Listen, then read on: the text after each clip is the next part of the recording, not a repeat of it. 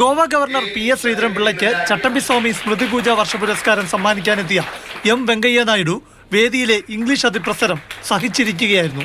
അതുകൊണ്ട് പ്രസംഗത്തിന്റെ തുടക്കം മലയാളത്തിലാക്കിയായിരുന്നു ആന്ധ്രാപ്രദേശുകാരനായ അദ്ദേഹത്തിന്റെ മറുപടി. ബഹുമാനപ്പെട്ട ഗവർണറും ചട്ടമ്പിസ്വാമി സ്മൃതി പൂജ പുരസ്കാര ജേതാവുമായ അഡ്വക്കേറ്റ് ശ്രീ ശ്രീധരൻപിള്ളെ, പ്രിയപ്പെട്ട സഹോദരി സഹോദരന്മാരെ, എല്ലാവർക്കും വേണ്ടി നമസ്കാരം.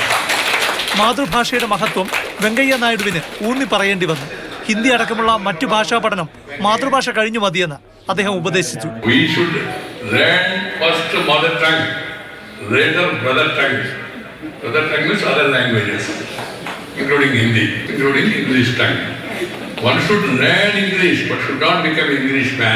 അതിനിടെയാണ് തന്നെ ഹിസ് എക്സലൻസി എന്നും ചടങ്ങിൽ പങ്കെടുത്ത രാജകുടുംബാംഗം അശ്വതി തിരുനാൾ ഗൗരി ലക്ഷ്മി ബായിയെ ഹർ ഹൈനസ് എന്നും വിശേഷിപ്പിച്ചത് നായിഡുവിന്റെ ശ്രദ്ധയിൽപ്പെട്ടത്.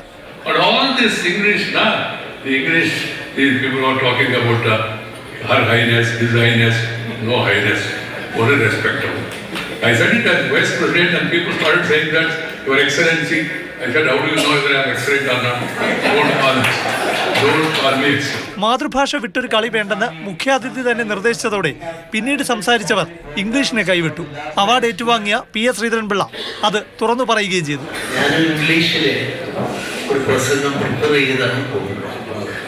വെങ്കയ്യയുടെ പ്രസംഗത്തിന് ശേഷം ഞാൻ അതിലേക്ക് കടക്കുന്നത് ശരിയല്ലാത്തതുകൊണ്ട് എൻ്റെ മാതൃഭാഷയിലേക്ക് കടക്കുകയാണ്. 2005 തിരുവനന്തപുരം ഉപതെരഞ്ഞെടുപ്പിന് ശേഷം രാഷ്ട്രീയം വിടാൻ ആലോചിച്ചതും വെങ്കയ്യ നായിഡു അത് തടഞ്ഞതും PS ശ്രീധരൻപിള്ള വെളിപ്പെടുത്തി.